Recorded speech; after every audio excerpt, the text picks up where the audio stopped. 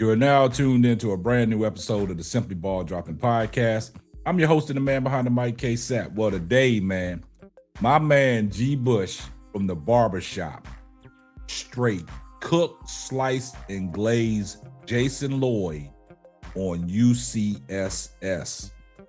He brought him to the fish fry, put him in the deep grease, and burnt him till he was crisp. This is how you fry a hater, and GBUSH did not hold back. Shout out to GBUSH for putting Jason Lloyd on blast and cooking him the way he did. But we're going to get into it right after this.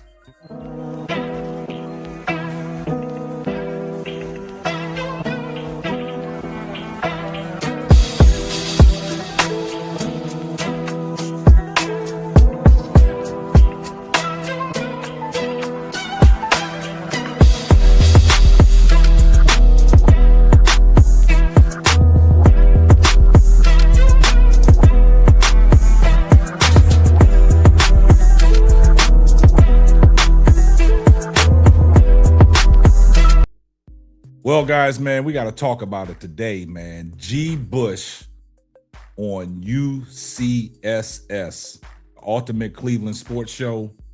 Man, he did a number on Jason Lloyd, shut him down when Jason Lloyd started talking reckless about Shedeur Sanders. Man, look, and I'm not even going to hold you guys. We got a lot to unpack. Let's take a listen to the conversation that they had on UCSS. In the way that GBUSH totally eviscerated Jason Lloyd, man, in an all-time cooking classic. Let's get it right off into it. No. You know, maybe there's a chance that if you do, you know, there might be something. Remember that? Yeah, we don't have that problem. The quarterback's not here. Yeah. The quarterback's not here. They got to take quarterback in the draft. Oh, it's really? It's not Shedeur. They will take a quarterback. The question is where they end up in the draft, and do they believe in? Now, you hear what Jason Lloyd said. The quarterback is not there. Shedeur is not there.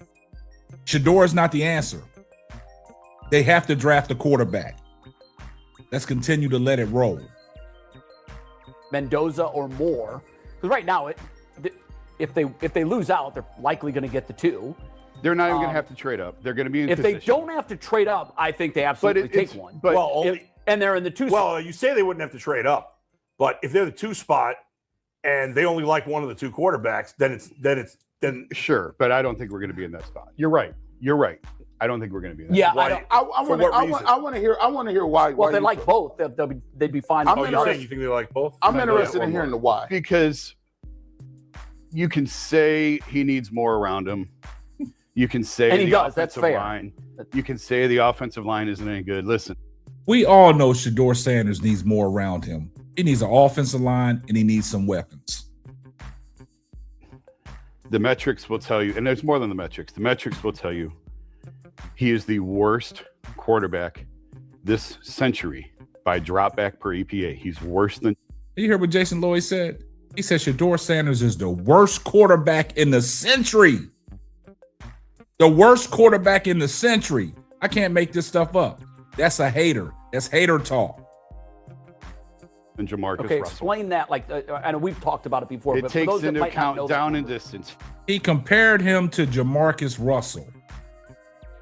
field position, home or away, time and score. It is the most all-encompassing metric that Does you it can take use into to account measure a his quarterback. teammates? It takes into account records. It takes into account everything. It is the most all-encompassing stat. And every time he drops back, the Browns lose more points than any quarterback since 2000, since True Media started marking this. That is It's stunning. worse how than many are we Jamarcus talking Russell. about here? It has to be hundreds. It doesn't. It's 133, I think, is the number. Good Maybe more than that. I don't remember. But, and we also know this: the Browns lean on those kind of metrics. yeah, but it's more than that. Harder than anyone. It's more than that. He still doesn't know what he's looking at. He still doesn't flip protections. He doesn't know when he's hot. This isn't me saying this. I'm not an NFL. I've never claimed to be an NFL coach. This is people in that building will tell me he still doesn't know how to flip protections. He doesn't know when he's hot. He doesn't. I heard what he said. He said it's people in the building telling him that Shedeur Sanders still doesn't know how to flip protections. He don't know when he's hot.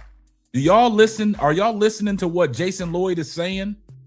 Well, we're going to get to GBUSH because GBUSH fried him. Doesn't know what he's looking at. He can only throw to wide open receivers. He doesn't make tight window throws. He doesn't throw guys open. This is not the answer. These last 2 weeks. Y'all hear what he said? He can't make the wide open throws. He can't throw it to a wide open man. He doesn't know when he's hot. This is just asinine. Where the opportunity coming off the Titans game to show that he can be the guy against playoff contenders, and he has not lived up to it. This is not it. I heard this is the crazy thing. The Browns, for all the quarterback problems that they've had, right? Like, we know the jersey, we know the names, we know. You know how many times they've taken a quarterback in the top 10, in the top 20? Once. Twice. Tim Couch and Couch. Baker. Really? That's it? That's it. Whedon was in the 20s. Quinn was in the 20s. Manziel was in the 20s. All these, so the Browns. Maybe that's where the problem is. It is where the Browns. They're reaching too late. The Browns are the most dysfunctional team in the NFL. Period. No. Full stop. And yet people think that they're going to be the team that can take a late round pick and develop him. They can buck the odds and do something that very few other teams can do. No, they have to be handed a pretty close to finished product to have any chance of success. And that is not Shedeur. Couch got him to the playoffs. Got him to the playoffs. You know, I don't want to derail this. I was thinking about the Baker thing, but I don't want to derail this. Go ahead, we got too much to do. Well, Are y'all ready for GBUSH to drop a classic ether on Jason Lloyd and the other Jason guy? Let's listen to how GBUSH straight eviscerated these cats. And I'm not even going to interrupt it. I'm just going to let it roll. And y'all listen for yourself. I couldn't disagree more. Actually, to be truthful, when you're talking about football, you know, the crazy thing about football is it's not done in a back room with calculators. And I respect True Media, but True Media don't draft players. True Media is a nice little asset to tell you what you want. EPA, that's a nice little stat, but when you look at it, you got to take in consideration the entire totality of football. And for so long that we've talked about this, we've boiled down the game of football to fantasy football, numbers, and whose quarterback it is. You walk around the league and watch around the league. Same people told us that Kenny Pickett was the deal. Go watch what Kenny Pickett did the other week. He threw for like 5 yards. They told us he was the best option. Keep looking. Jackson Dart, I think he threw for like 32 yards yesterday. Like maybe that was earth-shattering. Go look at Cam Ward and what his numbers are. His numbers have not been great the entire year. The reality of the situation is, yeah, you could talk about EPA and you can talk about all that, but you also have to take in consideration that when you look at the people in front of them, that goes into it. The offensive line is the worst in the league statistically, not even debatable. When you take a look at the receiving core, they get the least amount of separation. They don't catch the ball when it's open. And on top of that, you're missing most, if not all, any of your weapons. So when you look at it, a guy who was in the 5th round, who's already thrown for 360 yards in a game, but we disqualify that because it just wasn't what we wanted to see. But yet and still in that game, Cam Ward is the number 1 overall pick. His numbers didn't look better than that. You go into this game, I just saw Josh Allen throw for 12 and 19 for 130. Like, let's keep it real. A lot of times what we be doing is, if you like the quarterback, you can find a stat to say you like him. If you don't like the quarterback, or if you do like the quarterback, you find 17 things to say. When we look at the game of football, you can't do it in a vacuum. Shedeur Sanders, the reality of it, has played this is 5th or 6th game? And in those 5th or 6th games, does he have some stuff to work on? Sure, he does have some things to work on. He's a rookie. Is he going to have some mistakes? Sure. But he's shown well enough to say that he has an opportunity to be a starting quarterback in this league. I totally disagree. Well, listen, the film, we can go down to it. I can show you the deep ball. I can show you the accuracy. I can show you that he hits people. I can show you people said that he couldn't run the football or he was not as athletic. He led the team in rushing 3 weeks in a row. He's eluding the rush. He's stepping up every single week. He show you something different. Ask Tommy Rees. Tommy Rees said, hey, in the press conference, I want to see him work on moving the chains and throwing the football not just deep action. We moved the post so much, our back should be hurt. We should be sponsored by U-Haul. One week is, our offense is all underneath with Dylan Gabriel. We need somebody to throw it downfield. He comes in, throws it downfield, does it better than all the other rookies, and now all of a sudden, no, he needs to play in structure better. Okay, well, he took what was given to him underneath the last game against the Bills. By the way, who's a Super Bowl caliber team. Last week against the Bears, Super Bowl caliber team. Both teams 11 wins. So, I don't know what you expect. This is 2 playoff teams, 2 of the best teams in the league, and he's playing with backups at offensive line. His number 1 running back is out of the game, no receivers, and in 5 or 6 games, we use these stats to say, oh, he's not the guy. But I just saw Dylan Gabriel not do that. I just seen Deshaun Watson not do that. Oh, and by the way, all accounts are the coach who's ahead of the offense is getting fired. So you got to take account of that too. The guy who was running the offense, whose offense hasn't been good with any other quarterback, is also not going to be there. So we can say he's not the quarterback or whatever the case may be, but let me just keep it real. The Browns ain't even really in no position to take a quarterback if they wanted to. If you think about it.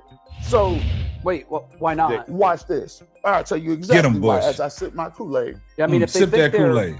Quarterback is there, either Moore or Mendoza, and they're number 2. The reports just came out. Andrew Berry looks like he's staying. If you Andrew Berry, they already said 3 wins ain't good enough.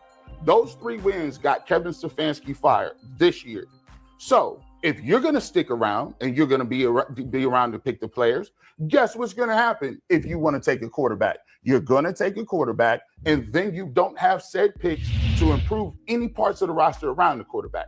And guess what? Do you think with a rookie quarterback in the same line and no weapons, you think you're going to get more than 4 wins? No, you're not getting more than 4 wins. You'll be back in the same territory. And the same people that told you to draft the quarterback will be the same people to line up and write it was malpractice that you didn't get him any weapons or an offensive line. And then you will be the next person fired. I have to apologize. I must have missed reports. Man, did y'all hear how GBUSH just cooked these cats live on UCSF? GBUSH straight got in his bag. And this is what haters do. Jason Lloyd is a hater of Shedeur. That's hater talk. That's hater nonsense. Talking about he's the worst quarterback. GBUSH came with all the meats and potatoes and the facts. He served it to him. And then he gave him some of that haterade Kool-Aid to drink it down with. GBUSH just eviscerated these cats, man. That's why I don't listen to clowns like this, man. That's why I don't give them the opportunity. Go write your little columns. Y'all can't talk sports. What are y'all watching? Jason Lloyd, that whole take about this Shedeur stuff, man, that is hater talk, man. I don't care what nobody says in the comment section. That's what haters do, man. And GBUSH had to shut him down and put him in his place. Jason Lloyd should be banned from UCSS. That was a clown take, man. And y'all know what we do with clowns. We send them to Block City. We get them out of here. GBUSH exposed him. Put him in the trick bag. Put him in the blender. Chopped him up, diced him up, sliced him up. And if y'all could see when GBUSH was cooking them, the way they was looking like, damn, we was invited to the fish fry and we got thrown in the grease. GBUSH lit them guys up, man. Get down in the comment section. Let me know what y'all think about today's video.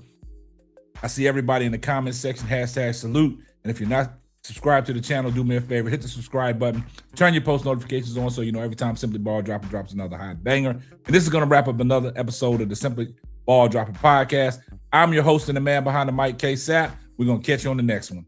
Deuces. Thanks for listening to the Simply Ball Dropping podcast. Be sure to subscribe, like, and share on all major platforms. That's all, folks.